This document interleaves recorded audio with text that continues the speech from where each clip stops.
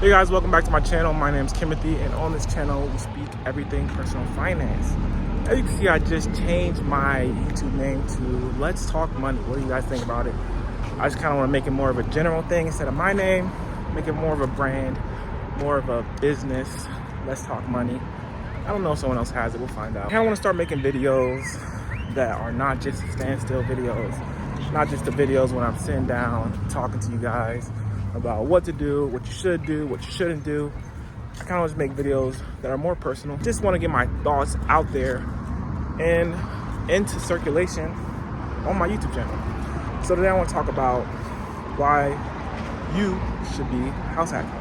If you don't know what a house hack is, it's when you rent out a unit in your home to someone else and they pay for the unit as an apartment. You rent out a room, you say you have a 4-bedroom house, you want to rent out 3 of the rooms. They are paying you rent. They're mostly probably paying for a good amount of your mortgage. So you're living at a discounted rate. Or in our case, we have a duplex.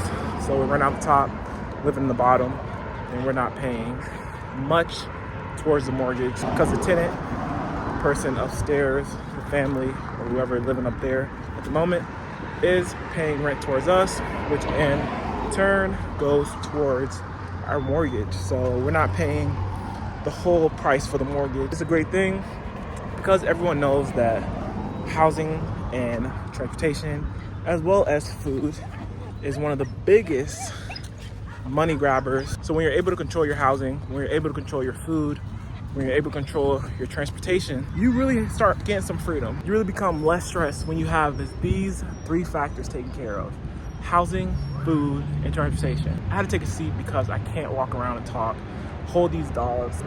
And one of the biggest things that allowed us to house hack was the fact that we moved from the East Coast to the Midwest. Now, it was for a job. It's a good paying job out here. Definitely a higher paying job compared to the other jobs that are available out here.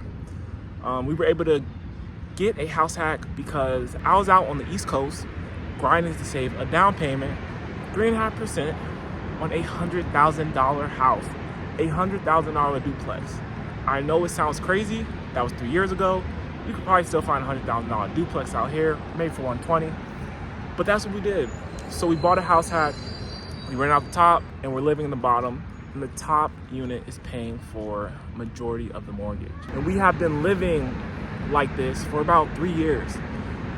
So you can imagine how much money you're able to save with a house hack. Imagine not paying a mortgage for 3 years. What would you do with that money?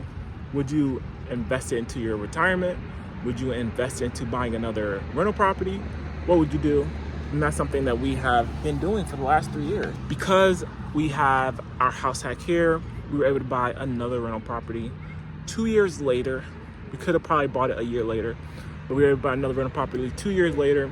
And now we're kind of transitioning to just putting money into Roths, to just putting money into stocks, and maybe not too much with the real estate, because real estate is very stressful. And if you're not ready for the stress that comes with owning real estate, don't get into it. But I highly recommend that you guys start off with a house hack, especially for your first house. So what we did was an FHA loan where you put 3.5% down, and that's for first-time home buyers. So if you're buying your first house, definitely consider buying a house hack to lower the amount that you're paying towards the mortgage. At the end of the day, with the house hack, you may pay less than you would for rent. And then you have way more margin because you're not paying $2,000 or $1,000 or $1,500 towards rent. You're paying $500 towards rent. So that extra $1,000 that would have gone to your rent can now go to stocks. It can now go to saving for your emergency fund. It can go to a lot of different things. So consider buying a house hack. There are some nuances in it. It's not just you wake up and you say, I want to buy a house hack. There's analysis you have to do. You have to ensure that you're able to rent the unit out in the neighborhood that you're looking in. You got to make sure that you're vetting your tenants. You just don't want to have any random tenants up there.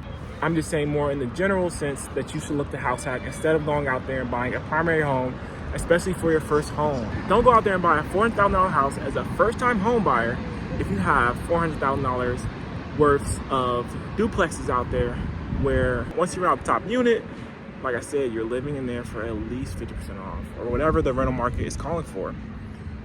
Now, the best thing about this is that when you move out of your house hack, you can then rent out the bottom unit. So now you have 2 units or 4 units, whatever the size of the property was that you bought.